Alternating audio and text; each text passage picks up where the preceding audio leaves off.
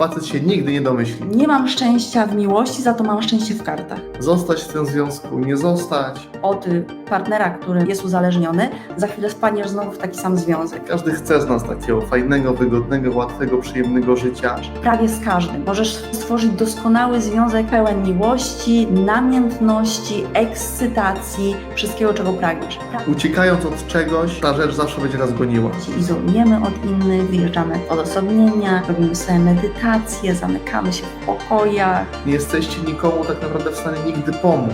Nie da się odciąć. Jeżeli próbujesz się odciąć, uciekać od kogoś, walczyć z jakimś tematem, to zawsze to cię dopadnie. Wspaniale, zakochujemy się, jest cudownie, żeby potem spaść w dół. Okazuje się, że partner nas zostawił, nas zdradził, że to jednak nie ten. Potem znowu i tak skaczemy.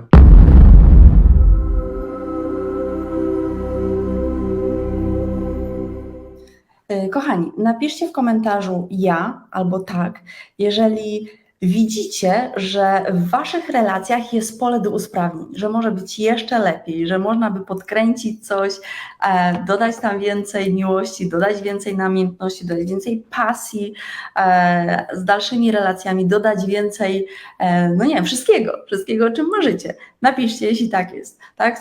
Chcemy, żebyście położyli paluszki na klawiaturze i się trochę uaktywnili, żeby to ciało zaczęło też pracować. Tak, ja już widzę. No właśnie, myślę, że u każdego tak jest, że te relacje można jeszcze bardziej podkręcać. Żebyście się angażowali w to, co my mówimy, czyli nie tylko słuchacie, ale właśnie piszecie, robicie sobie notatki, bo kiedy dołożycie do tego swoje ciało, czyli nie tylko poprzez umysł słuchacie, ale wykonujecie jakikolwiek fizyczną akcję, można powiedzieć, tak, aktywną, to waszą, tak, z samego słuchania to jest zapamiętuje się około 10%, ale jeżeli do tego dołożycie waszą aktywność, że piszecie lub zapisujecie, to nawet 90% jesteście w stanie zapamiętać. To tak mówią badania, więc ta różnica jest znaczna, więc warto brać aktywny udział. Znaczy powiem tak, jeżeli ktoś nie widzi, to znaczy, że za mało się przygląda. Nawet jeżeli macie fantastyczną relację, to można wyjść jeszcze wyżej. Ja bym zrobił tak, napiszcie 1, jeżeli jeszcze nie jesteście w relacji, ale byście chcieli być. Napiszcie 2, jeżeli wasza relacja jest właśnie taka, że fajnie, ale no można, albo nie fajnie i można by poprawić to. W sensie inaczej, fajnie, ale można by poprawić, albo jest taka, że zdecydowanie wymaga poprawy, a 3 to jest taka, że jest super, ale wiecie i czujecie, że może być jeszcze lepiej. Jeżeli chodzi o rozwój duchowy, czy rozwój świadomości, tak wolimy to nazywać, jeżeli chodzi o rozwój świadomości, to oczywiście, jeżeli robimy to samemu, no bo wiecie, że wszystko zależy ode mnie. Tak? Czyli, wiadomo, ale tak mówiąc w waszym imieniu, wszystko zależy ode mnie i żaden czynnik zewnętrzny nie jest w stanie zmienić mojego życia. Nie ma takiej możliwości. To musi wyjść ze środka mnie. Jeżeli wychodzi ze środka mnie, to wtedy mogę transformować tę rzeczywistość, to jak wyglądają moje relacje, finanse, zdrowie i tak dalej. Ja skupiam się na relacjach, więc jak wyglądają moje relacje. Więc to nie zależy od tego, co myśli albo w co wierzy mój partner, nie zależy od tego, jak zachowują się moi rodzice, nie zależy od tego, jakie jest moje rodzeństwo albo jakie było, tylko zależy tylko i wyłącznie ode mnie. I my jesteśmy przekonani, że wy to wiecie. Tak? I oczywiście dużo łatwiej jest, jak już mamy tę wiedzę, znaczy zrozumienie, może tak, jak już mamy to zrozumienie i zaczynamy korzystać z różnych narzędzi rozwoju świadomości albo z wiedzy do rozwoju świadomości, żeby wiedzieć więcej, żeby umieć nazywać pewne rzeczy, wyciągać wnioski i korzystać z tego dla siebie. Co się często dzieje, to zaczynamy pracować, ale samodzielnie ze sobą. Czyli gdzieś tam się izolujemy od innych, wyjeżdżamy w odosobnienia, robimy sobie medytację, zamykamy się w pokojach, albo właśnie takie wyjazdy sobie robimy samodzielne. No i to jest fajny etap, ale potem trzeba wrócić do ludzi i wtedy jest prawdziwy etap rozwoju świadomości czy rozwoju duchowego. Samodzielnie jest fajnie, ale dopiero wśród ludzi tak naprawdę rozwija nam się wszystko w nas. Więc jeżeli dzisiaj nie jesteś w związku, to jest doskonały czas na to, żeby się przygotować do tego, jak to będzie w następnej relacji. Ale jeżeli już dzisiaj jesteś w związku, to nie ma tak, że teraz wysyłasz męża nad morze na 3 tygodnie, albo do pracy na 3 tygodnie, albo sama wyjeżdżasz, czy żonę też, tak? Męża czy żonę. I samemu się wyjeżdża, żeby gdzieś tam w Puszczy Białowieskiej medytować przez 6 miesięcy, tylko to jest praca w relacji i to jest największy progres, tu jest największy rozwój. Bo jeżeli będziemy się odcinać od rodziny i próbowali samodzielnie załatwić bez niej czy bez niego, to dalej tam nie jesteśmy, bo rozwój duchowy nie ma sprawić, że ty się fajnie sama ze sobą czujesz, ale ma sprawić, że ty się doskonale czujesz w każdej sytuacji, w której jesteś, a zwłaszcza w relacjach, bo po to tutaj przychodzimy. Przychodzimy tutaj po doświadczenie, a doświadczenie największe zbieramy wtedy, kiedy jesteśmy w relacjach, wśród ludzi. Czy to jest ból? Sami nadajemy temu znaczenie. Czy to jest radość? Sami nadajemy temu znaczenie. Ale nie ograniczajmy się do tego, że przychodzimy po ból i że relacja ma się wiązać z bólem i że miłość ma się wiązać z bólem. Że jak się zakochuje, to może dzisiaj jest fajnie, a za chwilę będzie boleśnie. Absolutnie nie. To jest tylko kwestia podświadomego przekonania, jakie mam. Bardzo proste przekonanie powiem, które wczoraj usłyszałam od mojej rodziny. I co jest doskonałe, że ja kiedyś też takie miałam, ale jak się tylko zorientowałam, to je sobie oczywiście zmieniłam.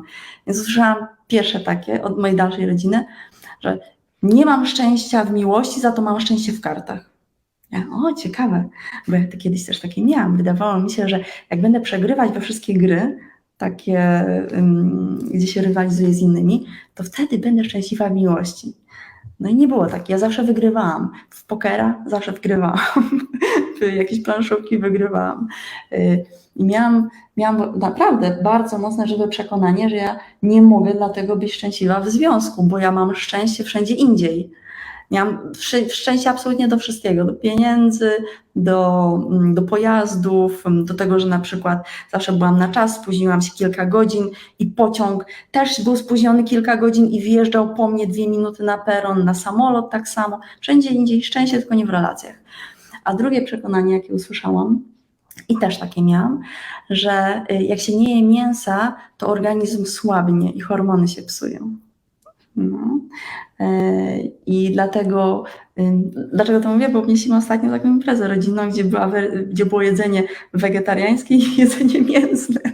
I osoby, które były wcześniej na diecie wegetariańskiej, ostatnio zaczęły jeść mięso, żeby być bardziej zdrowym. Bardzo znowu ciekawe, prawda? Bo kiedyś też miałam takie przekonanie, że jak będę jeść mięso, to hormony mi będą dobrze działać. Jak przestawałam jeść mięso, to po prostu cała w rozsypce byłam. Dzisiaj już tego przekonania nie mam, więc jem cały czas warzywa i wszystko działa. I z relacjami jest tak samo. Jak będziemy wierzyć, że może nie wierzyć, jak będziemy mieć to przekonanie, że zasługujemy na miłość, że jesteśmy wystarczający, że jesteśmy kochani już, to wtedy łatwiej nam spotkać drugą osobę, która tak samo się czuje i spotykają się 2 całości, 2 calutkie jabłuszka.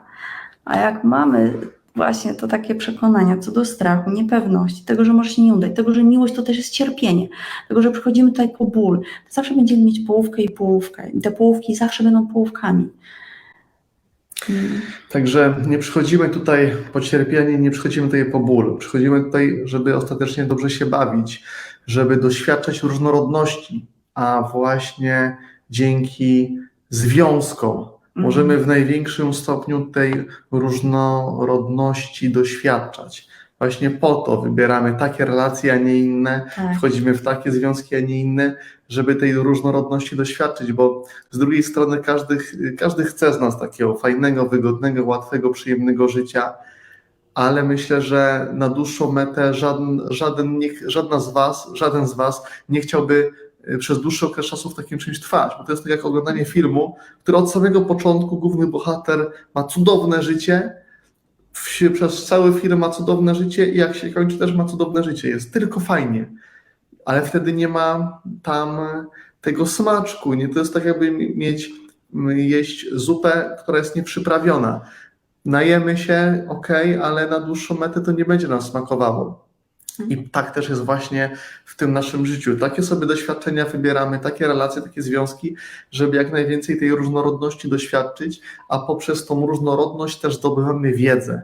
I właśnie relacje, wszelkie nasze związki, czy to z partnerami, czy to z rodzicami, czy to z rodzeństwem, czy też z dalszymi lub bliższymi znajomymi, ze współpracownikami, z szefami i tak dalej, wszystkie relacje, jakie tworzymy, służą tylko i wyłącznie naszemu największemu dobru poprzez nasz rozwój, bo to one nas rozwijają. Wszystkie relacje i związki są po to, żebyśmy się rozwijali, a bardziej można powiedzieć, bo my ostatecznie, patrząc z tego najwyższego zrozumienia, my nie potrzebujemy się więcej rozwijać, bo my jesteśmy już rozwinięci. Jedyne co to potrzebujemy, nic nie potrzebujemy, jedyne co to chcemy. Przyszliśmy tutaj, bo zechcieliśmy, to był nasz świadomy wybór, pojawić się tutaj i doświadczać właśnie tych wszystkich rzeczy, które doświadczamy.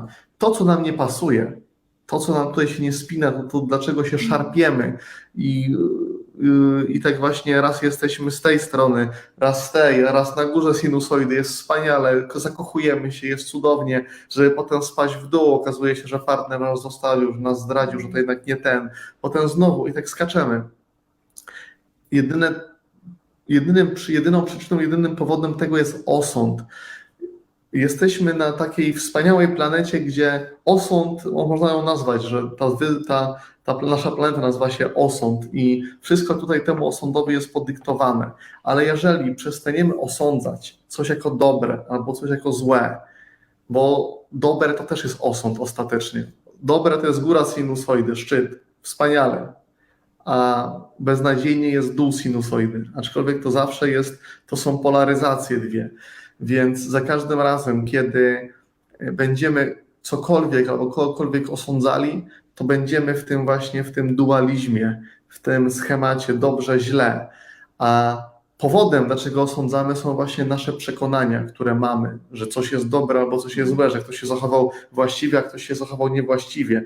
Więc jeżeli zaczniemy od początku, jeżeli zaczniemy patrzeć na rzeczy i na doświadczenia, że one po prostu są, że one są po coś, że zawsze cokolwiek do ciebie przychodzi, to jest dla ciebie tylko i wyłącznie informacja, to jest wiadomość. Cokolwiek ci partner powie, to jest wiadomość dla ciebie. On przynosi tylko list, który ty sam napisałeś i zaadresowałeś do siebie. I podałeś go przez tą daną osobę, poprzez mamę, poprzez tatę, poprzez chłopaka czy dziewczynę. I oni tylko ci tą wiadomość dostarczają. Czy dziecko. Oczywiście dzieci też nasi wspaniali nauczyciele. I właśnie to jest to, że my szukamy wszędzie na zewnątrz, najczęściej najdalej, poza rodziną, bo tutaj to nie da się z nimi rozmawiać w ogóle. Nie mamy tutaj żadnego... Nieświadomi, nigdy nie zrozumieją, nigdy się nie nauczą. Dokładnie. I szukamy dalej. A tak naprawdę to naszych największych i najlepszych nauczycieli mamy wokół siebie. A tak naprawdę to największym, najlepszym nauczycielem zawsze jesteście wy sami. I właśnie wracając do tych informacji kognitywnych, których macie już po prostu tyle, to co my przede wszystkim zawsze przekazujemy i robimy, to my nie chcemy dokładać wam żadnej nowej wiedzy, bo wy tak naprawdę wiecie już wszystko, co potrzebujecie. Wy musicie pozbyć się pewnych wzorców, pewnych zachowań, jesteście jak taka cebulka, że nie dokładamy kolejnych warstw, tylko zdejmujemy. I im więcej będziecie zdejmować tych właśnie swoich ograniczeń, tych swoich filtrów, tym będziecie bliżej siebie. A jak będziecie bliżej siebie, tym wszystko będzie się dopasowywało do tego waszego głównego toru. Bo tych torów jest wiele, one się przecinają, jak rogatki różnego rodzaju. Ale ten nasz prawdziwy, ten, który jest zgodny z tą naszą prawdziwą wibracją, to jest właśnie jeden główny. I robiąc rzeczy, które dodają wam więcej lekkości, sprawiają wam więcej radości, ekscytacji, robiąc wszystko to, co czujecie, nie myślicie, nie uważacie, że jeżeli coś zrobicie, to będzie dla was lepiej, tylko czujecie. To jest od razu. Bo wszystko, co idzie już, każda sekunda następna, to już jest logiczna analiza umysłu, więc robiąc częściej to, co czujecie, to synchronizujecie się i dostosowujecie się do tej swojej głównej, naturalnej, można powiedzieć, wibracji i do waszej naturalnej ścieżki. Jeszcze jedno, bo to było jedno zdanie. Wstęp To dopiero. było jedno zdanie, które trochę się rozciągnęło. Druga kwestia. Możecie pracować na wiele sposobów. Taki wyjazd na tydzień też może być dobry, żeby sobie pewne rzeczy na spokojnie poukładać, przemyśleć i tak dalej. Ale prawdziwa praca właśnie to nie jest trening, to jest dzień meczu. To jest dzień meczu i to on weryfikuje, czy te treningi, które robiliście wcześniej, czy one mają jakikolwiek sens, czy one mają jakiekolwiek przełożenie. Bo jeżeli nie, to dalej pozostaniecie tylko z tymi informacjami. Dalej będziecie mówili, ja to wszystko wiem, ja to wszystko rozumiem, a dalej w życiu się nic nie będzie zmieniało. Więc tą różnicą, która dzieli te informacje od waszej prawdziwej wiedzy, jest po pierwsze wasze doświadczenie, a po drugie to jest działanie. Czyli wy musicie zacząć wprowadzać w życie te informacje, musicie zacząć działać, robić tak, jak ktoś wam powiedział, ale wszystkim tak, jak czujecie. Bo z reguły jest tak, że no wiadomo, mówicie, że często mówimy słuchaj siebie, ale no odpalacie takiego live'a, coś w jakieś zdanie wam przyjdzie do głowy, coś usłyszycie, mówicie, ciekawe, może to spróbuję, coś gdzieś przeczytacie, to jeżeli cokolwiek do was przychodzi, jeżeli nawet tu jesteście w tym momencie i słuchacie i jakieś zdanie do was trafiło, jakieś zdanie szczególnie z wami zarezonowało, to znaczy, że właśnie jest ten moment, żeby coś z tym zrobić, żeby nie, że dobra, posłucham sobie live'a, może jutro jeszcze będę miał chwilę, sobie odsłucham, jest fajna energia, jest sympatycznie, lepiej się czuję, jak to słucham, a potem znowu cały tydzień jest jaki jest. Tylko jeżeli coś z tobą w tym momencie jest, to znaczy jest dla ciebie. Pamiętaj, że życie nie przydarza się tobie, tylko przydarza się dla ciebie, więc wykorzystuj te wszystkie rzeczy, te wszystkie możliwości i zacznij je wcielać w życie. Niech one się staną twoim doświadczeniem. Próbuj różnych rzeczy, bo dopóki czasami mamy tak, że piszecie do nas, że nie wiecie co robić, nie wiecie którą drogę wybrać. Ale obojętnie jaką. Wybierz tą, którą czujesz, a jeżeli okaże się, że to nie była ta, to wtedy wybierzesz inną, będziesz już wiedział, że to jednak nie jest twoje, ale wybierz. Bo najczęściej jesteśmy w tym zawieszeniu i tak trochę jedna na jednej nocy stoimy, trochę na drugiej, zostać w tym związku, nie zostać.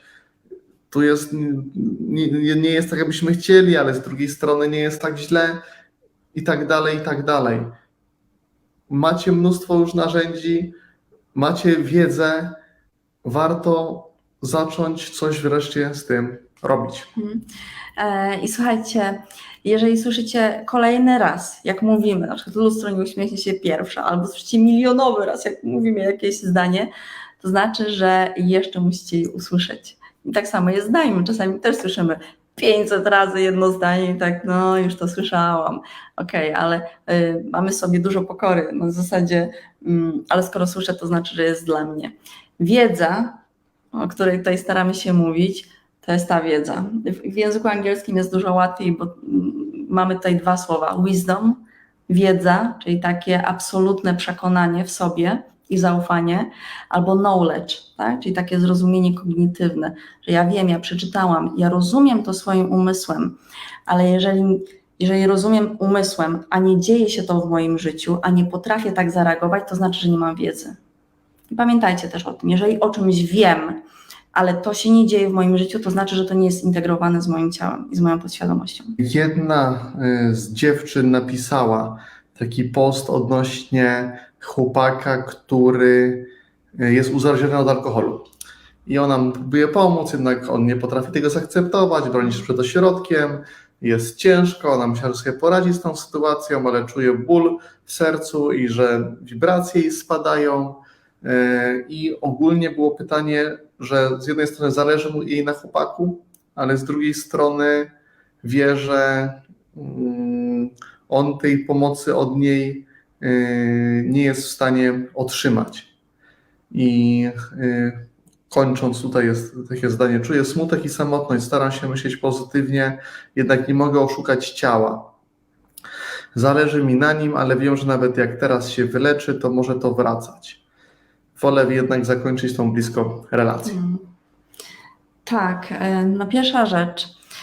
Jeżeli mamy partnera czy partnerkę, który doświadcza różnych ciężkich momentów, to nie dlatego, że mamy pecha albo tak lubimy ekscytujące życie, czy tak lubimy wszystkim pomagać, że on się pojawia, ale dlatego, że mamy coś do zrozumienia dla siebie, mamy coś do odkrycia w sobie i zintegrowania w sobie. I czasami z jednej strony oczywiście będzie taki schemat, który mamy w podświadomości, że poświęcamy swoje życie po to, żeby uszczęśliwiać innych i chcemy wszystkich ratować z opresji. W związku z tym na przykład nasz partner czy partnerka albo jest uzależniony, albo ciągle ma jakieś problemy, albo ciągle pozbywa się pieniędzy i tak dalej. To jest jeden z możliwych schematów, albo coś innego. To, co najważniejsze, to po prostu zobaczyć, co tak naprawdę dzieje się w życiu tej drugiej osoby i jaka to dla mnie jest informacja. Co to mi może powiedzieć ogólnie o człowieku, ogólnie o psychologii, ogólnie o tym, jakie można mieć podświadome ograniczające przekonania i jak ja na to reaguję, jak się z tym czuję. Bo to nie jest tak, że jeżeli mój partner jest uzależniony, to znaczy, że już mam tak ograniczające przekonania, że moje życie będzie nieszczęśliwe. Absolutnie nie. Chodzi o to, jak my reagujemy na to, jak jesteśmy w stanie sobie ze sobą poradzić i czy potrafimy na to spojrzeć bez chęci pomagania, bez jakiegoś żalu, bez obwiniania się, bez obwiniania kogokolwiek innego. Bo jeżeli doświadczamy tych nieprzyjemnych emocji, to mamy jak najbardziej coś ograniczającego w sobie. Więc i pierwsza rzecz to zaobserwować, co się dzieje u tej drugiej osoby i jak ja się z tym czuję, i jak ja sobie to tłumaczę, jak ja to sobie komunikuję. Druga rzecz to, jeżeli chcemy komukolwiek pomóc, to nigdy mu nie pomożemy. Ludzie nie są po to, żeby sobie tak konkretnie pomagać. To nie jest jakby jedyny cel. Na pewno nie jest pierwszym celem. Ludzie są po to, żeby sobie pokazywać pewne rzeczy, ale nie, że musimy kogoś ratować z opresji albo organizować mu czas dnia, albo planować, z kim się będzie spotykał, albo projektować program wychodzenia na człowieka, na swoje, na dobrych ludzi. Więc znowu, jak ja na to reaguję?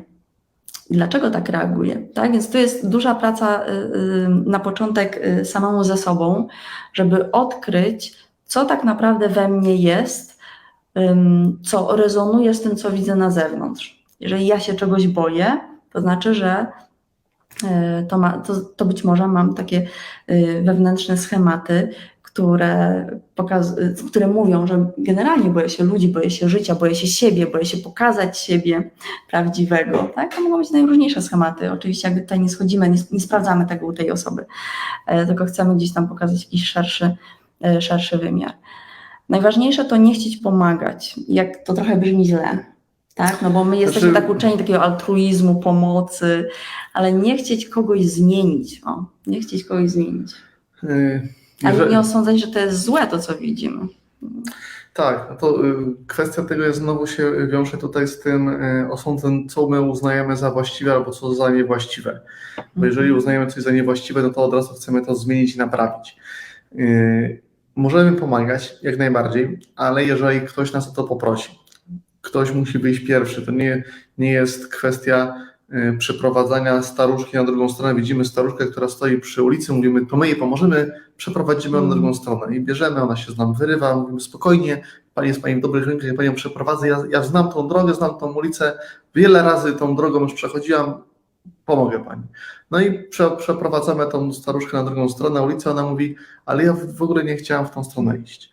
I tak jest najczęściej też my patrzymy ze swojego pryzmatu, że my wiemy, my chętnie pomożemy, bo wy, tak jak wspomniałem, macie wiedzę, macie wiele informacji, wasz poziom świadomości jest wysoki, więc chcecie zarażać tym poziomem świadomości innym też po to, żeby się wam żyło lepiej. Bo jakby macie świadomość, żeby było więcej osób takich jak wy, to by było na świecie piękniej i lepiej. Ale to nie o to w tym wszystkim chodzi, bo każdy jest na tym poziomie, na którym w danym momencie ma być. Jeżeli ktoś doświadcza takich rzeczy, a nie innych, to właśnie po to, żeby doświadczyć takich rzeczy, a nie innych. I jeżeli wy poprzez swoje działanie chcecie go stamtąd na siłę wyrwać, a on w tym momencie właśnie uczy się, doświadcza, pobiera jakąś cenną lekcję dla siebie, to go wyrywacie z jego procesu. I efektem tego będzie, że on będzie zły na was. Przez chwilę może się lepiej poczuje, wy będziecie się cieszyli, że faktycznie udało wam się kolejną osobę uratować, a koniec końców ta osoba i tak będzie tą lekcję musiała prędzej czy później przejść, bo nie jesteście za nikogo w stanie nic zrobić. Nie jesteście nikomu tak naprawdę w stanie nigdy pomóc. To ta osoba sobie pomaga. Tak jak chodzicie do różnych bioenergoterapeutów albo sami uzdrawiacie, jak wam się wydaje, wy nigdy nic nie robicie z tej perspektywy, że to nie wy uzdrawiacie, to ta osoba się sama uzdrawia, tak jak, albo jak wy jesteście pacjentami, to też to wy się uzdrawiacie, nie ten uzdrowiciel, nie ta osoba was uzdrawia, to zawsze jesteście wy. Wy nie jesteście w stanie nikogo uzdrowić. Tak jak bioenergoterapeuta nie uzdrawia was, tak jak wróżka nie uzdrawia was, tak jak żaden szaman was nie uzdrawia. Sami się uzdrawiacie, bo wasza świadomość w pewnym momencie pozwala wam na większy przepływ, na większe zrozumienie, takie z poziomu serca, z poziomu wiedzy wewnętrznej mądrości. I tylko korzystacie z innych ludzi jako z narzędzi. Bo to jest tak, że na przykład jedna osoba będzie chodziła na akupunkturę 10 lat i nic się nie zmieni, tylko będzie podtrzymywała, trochę wracała do siebie i znowu do tych starych schematów i trochę do siebie i do tych starych schematów. A inna osoba pójdzie raz na akupunkturę i nagle oświecenia doznałam, teraz będę wszystkim akupunkturę polecać, bo to działa. To nie jest tak. To nie jest tak. Wtedy, kiedy jesteśmy gotowi, czyli przychodzi do nas taka wewnętrzna, dzieje się w nas taka wewnętrzna transformacja, pozwalamy sobie zrozumieć coś, tak wewnętrznie w sensie wiedzy, wewnętrznie takiej mądrości. I to do nas przychodzi. Oczywiście z pomocą innych ludzi, bo nagle jesteśmy na tyle otwarci, że spotykamy tę osobę, ona mówi do nas jedno zdanie i coś się otwiera. Albo spotykam bioenergoterapeutę, przyłoży ręce i nagle działa, czuję się zdrowy. Ale zauważcie, jak sobie popatrzcie na swoich znajomych, na 100 osób może jedna powie, że rzeczywiście tu mi wszystko, ktoś mi przetransformował. To nie ten człowiek z zewnątrz, tylko ty sam, korzystając z narzędzi w postaci innych osób. Chodziło mi o to, żeby właśnie nie starać się za wszelką cenę komuś pomóc, bo my, a raczej wy, pomagając w danej konkretnej sytuacji komuś, tak naprawdę zawsze realizujecie jakiś swój podświadomy cel. Bo to wasze pomaganie zawsze wynika tak naprawdę z jakiegoś waszego deficytu. I uważacie, że jeżeli komuś pomożecie, to sami się ze sobą poczujecie lepiej. Sami się poczujecie lepiej, sami będziecie w swoich oczach bardziej wartościowi dla świata, dla kogoś.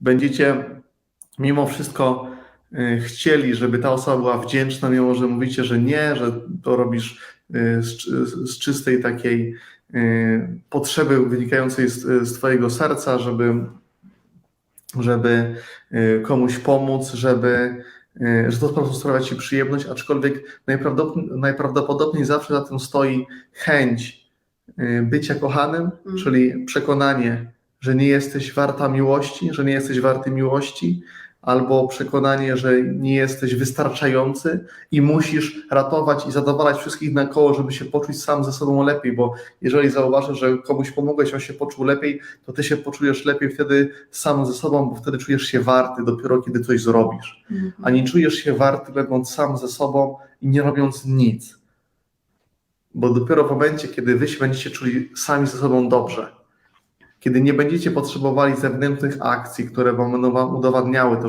że jesteście wartościowi, że jesteście warci miłości, że zasługujecie na miłość, to wtedy dopiero będziecie osadzeni ze sobą. A jak będziecie osadzeni ze sobą, to pozwolicie wszystkim innym na ich wybory, na ich decyzje. bo wiecie, że oni szukają swojej drogi i oni szukają tej właśnie potrzeby. Bo właśnie czy tam w tym wypadku alkoholizm, czy inne używki, to zawsze jest uciekanie od tego świata, zawsze jest odcinanie się i nie jesteście w stanie w tym wypadku nikomu pomóc, bo to jest ich lekcja, ich doświadczenie, oni sami z tego muszą wyciągnąć mądrość teraz lub w przyszłości. Tak, to jest ich próba transformacji siebie.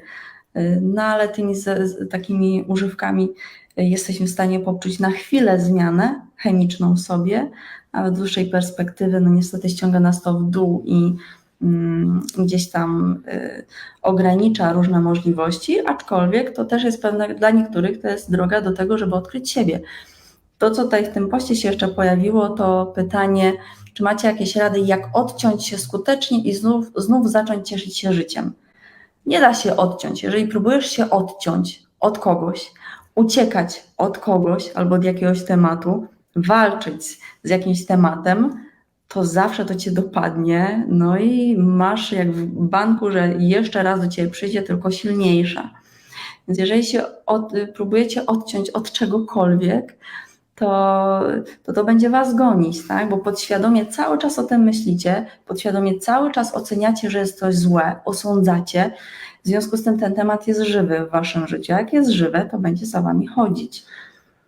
Dokładnie, więc pamiętajcie, że zawsze tam, gdzie idzie wasza uwaga, czy czegoś chcecie, to jak czegoś chcecie, to skupiacie się, że tego nie macie, czyli zasilacie brak. A jeżeli czegoś nie chcecie, to skupiacie się na tej rzeczy i tak, i ona wtedy was goni, czyli jak coś gonicie, to przed wami to ucieka, a jeżeli uciekacie przed czymś, ta rzecz zaczyna was gonić, więc to jest taki szalony cykl, z którego warto kiedyś wyjść, a też poradzicie sobie z tym lepiej, kiedy pozwolicie ludziom trwać w ich ograniczeniach, jeżeli tego pragną, bo większość ludzi nie chce się zmienić. Oni pragną trwać w tych swoich problemach, bo gdyby nie mieli tych swoich problemów, to by was stracili. Straciliby was, straciliby inne osoby, które oni uważają, że są tylko z nimi dlatego,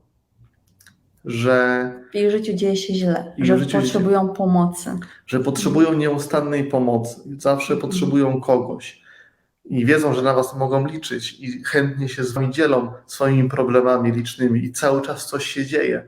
I oni wiedzą, że tych problemów swoich nie mogą się pozbyć, bo jak się ich pozbędą, to zostaną z niczym. Jeżeli wy zabierzecie od nich te ich problemy, to wtedy zabierzecie ich tożsamość, coś, z czym się utożsamiają, coś, co wierzą, że oni są tym. Dlatego prawdopodobnie większość ludzi nigdy się tego nie pozbędzie, bo oni chcą mieć problemy, chcą się źle czuć, chcą być chorzy, bo po pierwsze, to jest ich wybór, to jest ich doświadczenie, po drugie w ten sposób starają się wypełnić swoje braki i swoje deficyty, skompensować. I dopóki nie zorientują się, że jedynie poprzez skierowanie uwagi do siebie, a nie szukanie na zewnątrz aprobaty i pomocy, czyli poprzez tylko skupienie się tej energii i szukaniu rozwiązań w sobie, są w stanie sobie poradzić. I najlepszym przykładem, najlepszą pomocą to jest dawanie przykładu i robienie, pokazywanie, jak wy to robicie. Nie dawanie im ryby, tylko dawanie im wędki. A nawet nie dawanie wędki, tylko pokazywanie, że ma się wędkę, że można złowić, że to jest proste, że to jest łatwe, przyjemne i takie raczej inspirowanie, nie? Bo czasami też tak, żeby jakby tutaj może nie zostało to źle zrozumiane, że będziemy teraz chodzić i rzucać złote rady i odchodzić, tak? Taka wędka, powiem Ci, patrz na siebie albo zmień swoje przekonania i odchodzimy, tak? Nie chcę nikomu dowalać, czyli rzucać tą wędką w głowę, tylko pokazywać, że moje życie jest fajne, jestem w stanie sobie wszystko poukładać, tak? W sferze relacji, w sferze finansów, w sferze zdrowia, w sferze swojego samopoczucia i ktoś zaraz przyjdzie zapytać, jak ty to robisz. Ostatecznie najważniejszą zasadą i pierwszą nadrzędną nad wszystkimi to też jest odpowiedź na pytanie, jak utrzymać dłuższą relację. Jest praca ze sobą, bo jeżeli wy zawsze musicie zacząć od siebie. To nigdy nie jest kwestia partnera, to nie jest wina rodziców, to nie jest wina nikogo. Też nie możecie liczyć, że ktoś przyjdzie i wam pomoże, że ktoś coś za was zrobi. Zawsze piłka jest po waszej stronie i zawsze decyzja jest po waszej stronie.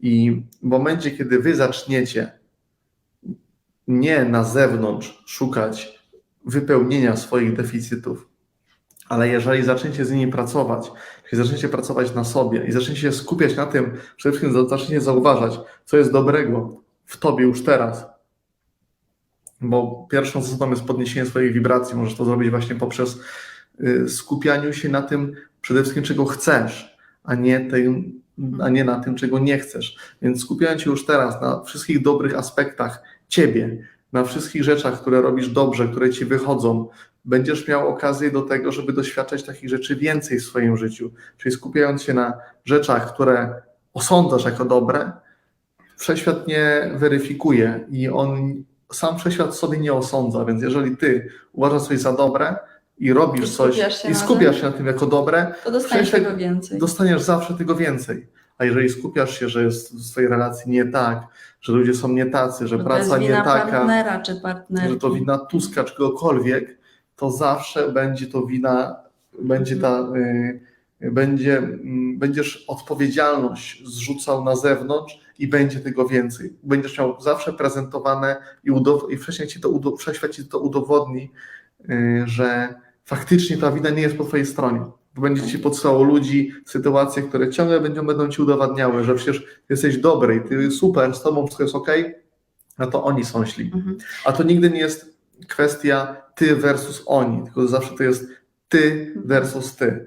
Więc jeżeli spojrzysz w lustro, takie w domu masz, na przykład w łazience masz lustro i widzisz tam siebie i widzisz, że to jesteś ty, ruszasz się i tu nie masz co do tego wątpliwości, ale jak zaczniesz patrzeć na innych ludzi, też jako na twoje lustro, jako na przedłużenie ciebie i będziesz widział pewne zachowania, pewne schematy i tutaj mieliśmy przykład alkoholizmu, to nie, często jest to interpretowane, przecież to nie może być moje lustro, nie mam z tym nic wspólnego, jestem dobrym człowiekiem i nie piję. Nie piję, nigdy, nienawidzę picia w ogóle, nigdy nie piłem.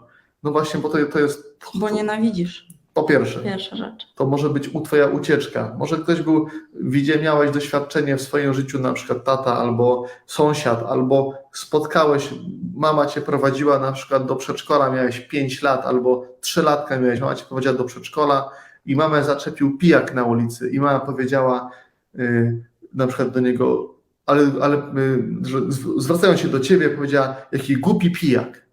I ty masz, bum, głupi pijak.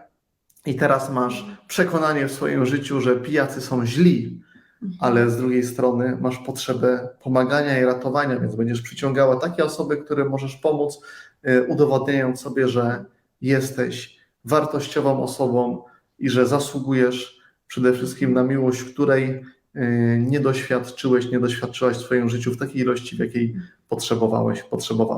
To się pojawi taki komentarz, co z osobami, które nie potrafią prosić o pomoc, a jej potrzebują. Jeżeli spotykasz, po pierwsze to jest twoja opinia, że ktoś potrzebuje twojej pomocy, to jest sprawa do przedyskutowania ze sobą i sprawdzenia, jakie masz przekonania na ten temat i dlaczego tak uważasz.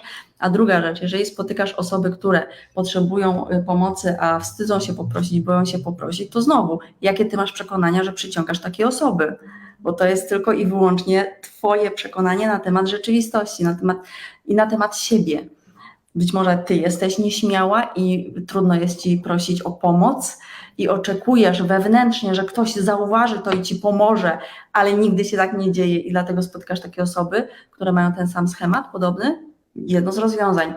I też chciałam jeszcze tutaj właśnie nawiązać do tego pierwszego postu, o którym zaczęliśmy mówić, bo ostatnie zdanie, które tutaj zostało napisane, czuję smutek, samotność, staram się myśleć pozytywnie, jednak nie mogę oszukać ciała.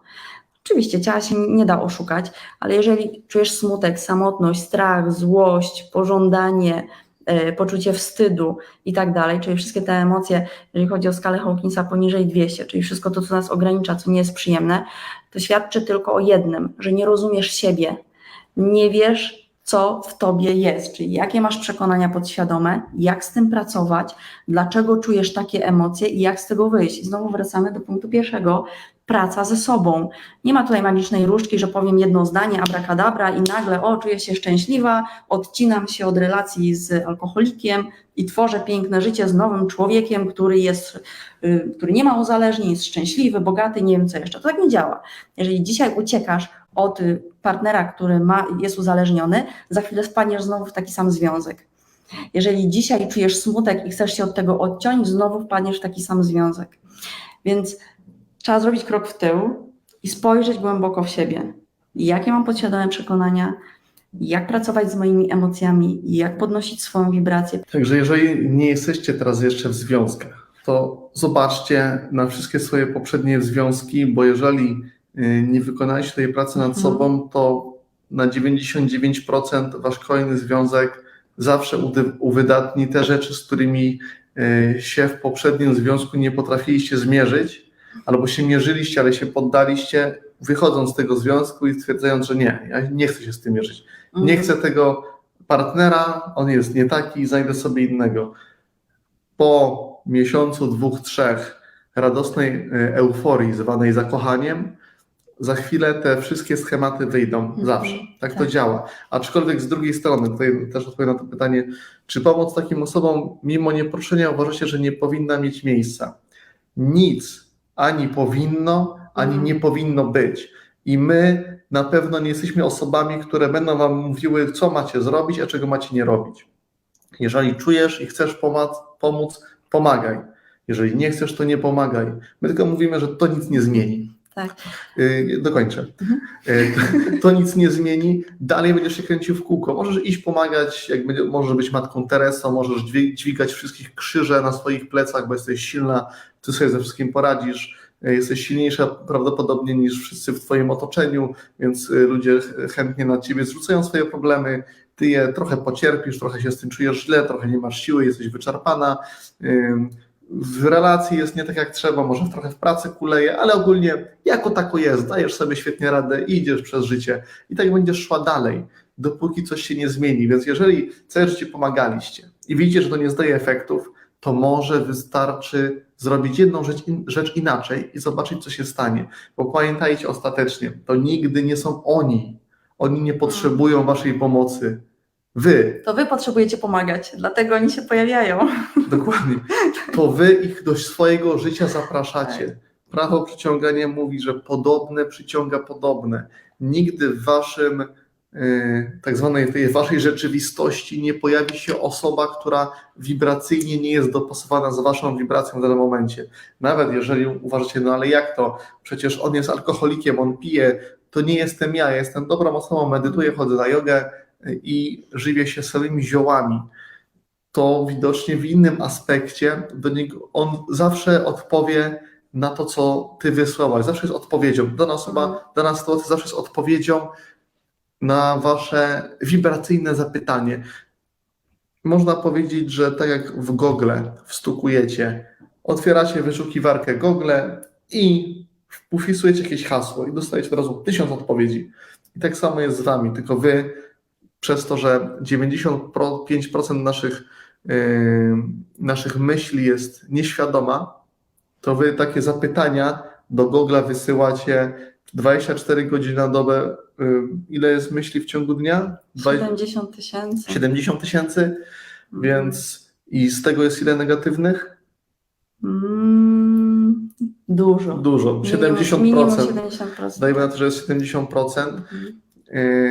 Nawet nie chodzi, że to pozytywne czy negatywne, to nie ma znaczenia, ale zawsze ta Takie ograniczające, nieprzyjemne. Zawsze ta druga osoba jest waszą odpowiedzią. Ona pojawiła się tylko dlatego, że wy ją do swojego życia zaprosiliście w jakimś celu. Jaki to cel? Wy to wiecie. My wam nie będziemy tego mówili. Wy doskonale zdajecie sobie z tego sprawę. Jeżeli zaczniecie patrzeć na wszystkich i na wszystko jako właśnie na wiadomości dla was i pytanie, co z tym mogę zrobić, jak mogę tego zareagować inaczej, nie tak jak zawsze. Bo jak robicie tak jak zawsze, to efekt będzie taki jak zawsze.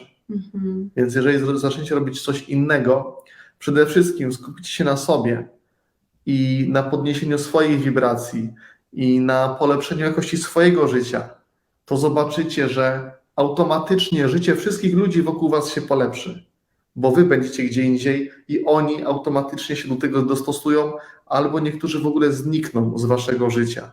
I nie bójcie się, że jak to mój partner albo moje dzieci znikną. Tak to nie działa, ale wasze otoczenie się zmieni. Im bardziej wy się rozwijacie, im wy jesteście bardziej świadomi siebie i tego, kim naprawdę jesteście, im jesteście bliżej siebie przede wszystkim, tej swojej naturalnej, prawdziwej wibracji, tym całe otoczenie będzie też na to odpowiadało. Bo to działa zawsze 1 do 1. To, co widzicie dobre i to, co widzicie niedobre, to, co osądzacie jako dobre i to, co osądzacie jako niedobre, zawsze wypływa z was.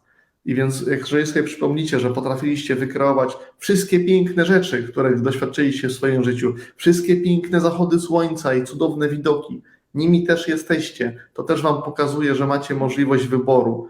Piękno albo niepiękno, a ostatecznie wszystko po prostu jest. Wszystko jest piękne i wszystko jest cudowne, wszystko jest boskie, bo gdyby takie nie było, to by po prostu nie mogło istnieć. A jedyne, co sprawia, że my się w tym wszystkim kotujemy i rozmawiamy teraz o tego typu rzeczach, jest właśnie nasz osąd. Taki pan napisał post, z tego co pamiętam, post dotyczył historii jego relacji z jego żoną. Ten związek zaczyna być trochę toksyczny. Żona się wścieka, że pan spędza czas z koleżanką bardziej w pracy niż z nią. Okazuje się, że on z tą koleżanką to się świetnie dogaduje i w ogóle ta koleżanka to jest takim spełnieniem jego marzeń i tam potrafi się otworzyć i czuje się tam doskonale, a kiedy wraca do domu, to już tak doskonale się nie czuje i stoi w takim właśnie rozkroku. Z jednej strony jest żona, z drugiej strony jest ta nowa osoba. Słuchajcie, jeżeli chodzi o związki, to wyobraźcie sobie taką sytuację, że mieszkacie na wyspie i ta wyspa zaczyna tak być zachwaszczona, czyli generalnie rosną sobie różne krzaki, staje się trochę dzika, trudno to okiełznać, nie wiadomo co z tym zrobić.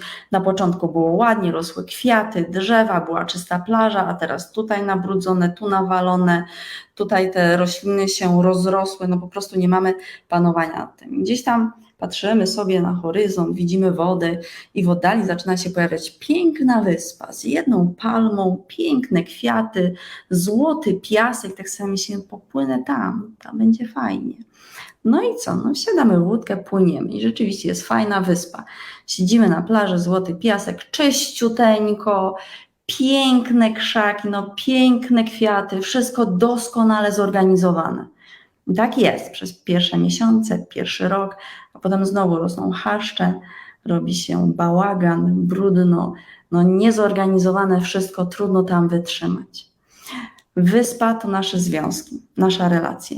Jeżeli nie dbamy o relacje, nie pielęgnujemy, nie angażujemy się w 100%, nie organizujemy przestrzeni, to zaczyna się robić syf i problem. I jest trudno, toksycznie i już nie chcemy tam być i zawsze w oddali się pojawi nowa, fajniejsza, ładniejsza. W relacje możesz wejść z każdym, możesz w prawie każdym stworzyć doskonały związek pełen miłości, namiętności, ekscytacji, wszystkiego, czego pragniesz. Prawie z każdym. To nie jest tak, że istnieje tylko jedna osoba dla nas, nigdy. Więc prawie z każdym możesz stworzyć taką relację pod warunkiem, że się angażujesz na 100%. Jak nie, to znaczy, że przewaliłeś. Oczywiście dużo fajniej wygląda ta wyspa, ta ekscytująca, piękna, ładna, zorganizowana, bo ona teraz sama siedzi, sama się organizuje. Nikt tam jej nie przeszkadza. I dlatego jest wesoła, dlatego jest radośnie tam, dlatego jest przyjemnie, słoneczko świeci. Jeżeli jesteście w związku, to oczywiście nie powiem Ci, że masz tam zostać i naprawiać wszystko, bo to będzie Wasza indywidualna decyzja, czy zostajecie, czy odchodzicie do kogoś innego, albo czy odchodzicie, jesteście sami.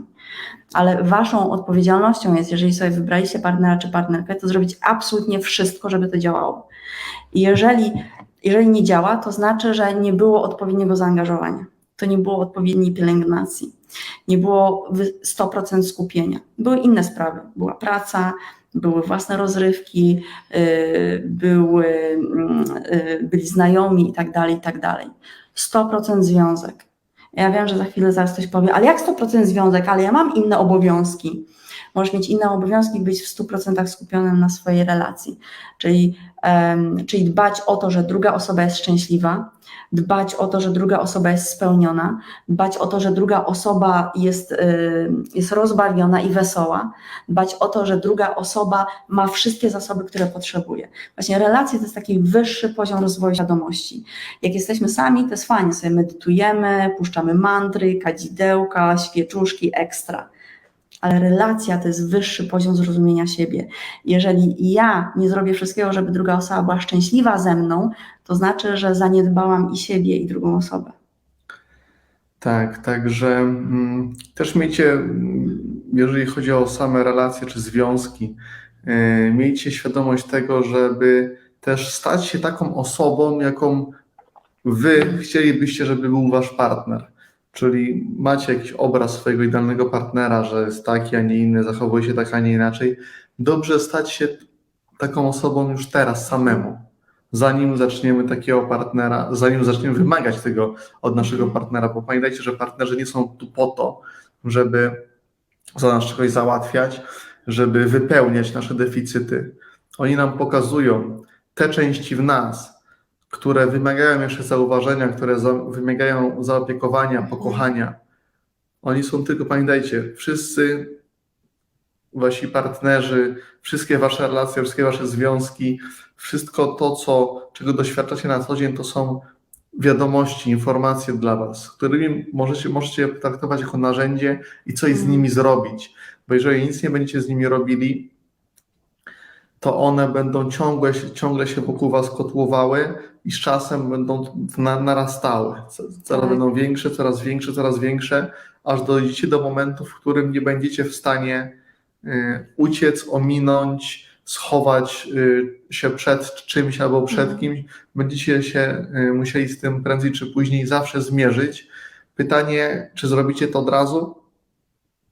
Czy będziecie czekali, aż to zrobi się większe? Wtedy będzie trochę trudniej, trochę bardziej będzie bolało, aczkolwiek czasami potrzebujemy tych trudnych doświadczeń, bo pamiętajcie, że kiedy spadacie na dno i już uważacie, że już gorzej być nie może i wszystko się układa nie tak jak trzeba, to dno jest tylko po to, żebyśmy się mogli od niego odbić, bo to jest dół sinusoidy. Jeżeli jest dół sinusoidy istnieje, to istnieje też góra sinusoidy.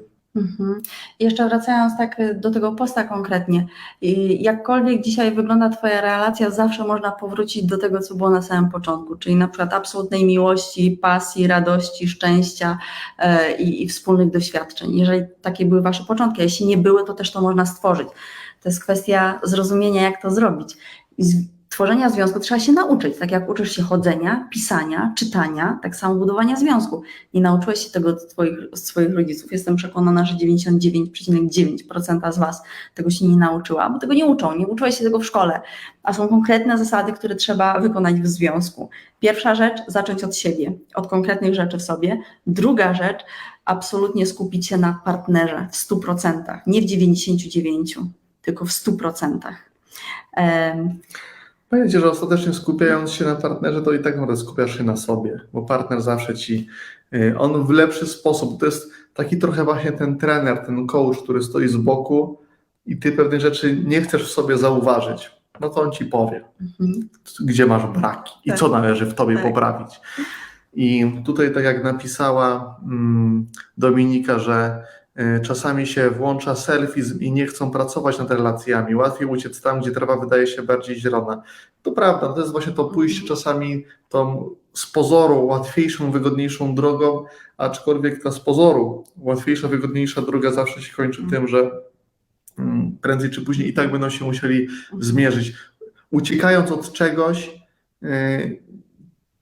ta rzecz zawsze będzie nas goniła i zawsze nas dopadnie. Nie jesteśmy w stanie uciekać, musimy się zmierzyć, a mierzymy się poprzez nie walkę, tylko poprzez akceptację, poprzez zrozumienie, poprzez pozwolenie, poprzez cieszenie się ostatecznie, że mamy taką niesamowitą możliwość doświadczenia tej całej właśnie różnorodności i dzięki związkom tak naprawdę możemy się w pełni realizować, możemy doświadczać, możemy się rozwijać, bo po to tutaj te nasze związki są. Poza tym dzięki związkom też możemy doświadczać radości największej. Po to tu przyszliśmy z myślą o zawieraniu związków, bo każdy nasz związek, każda nasza relacja ze wszystkim, co jest, może być, jej podłożem jest chęć osiągnięcia radości. I tak też może być, jeżeli tylko zmienimy punkt patrzenia.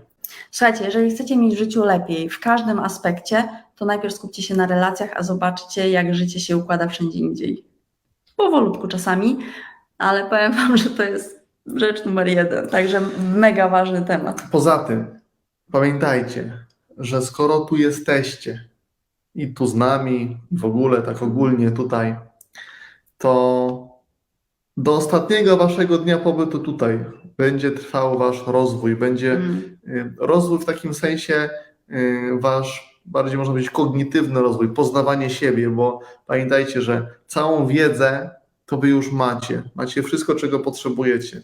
Będziecie to po prostu w trakcie swojego tej pobytu i doświadczenia na ziemi odkrywać. I to zawsze odkrywacie w sobie poprzez też inne osoby, które pomagają nam odkryć. Czasami z reguły robią to nieświadomie, ale to pamiętajcie, to wy zapisaliście list, zanieśliście na pocztę i listonosz w postaci waszego partnera, taty, dziecka, kogokolwiek dostarcza wam to, co sami zamówiliście. Więc jeżeli będziecie mieli chociaż świadomość tego i zaczniecie bardziej się skupiać na tych rzeczach, które są przyjemne. Taka pierwsza, podstawowa rzecz do pracy z partnerem. Przypomnijcie sobie, jak było.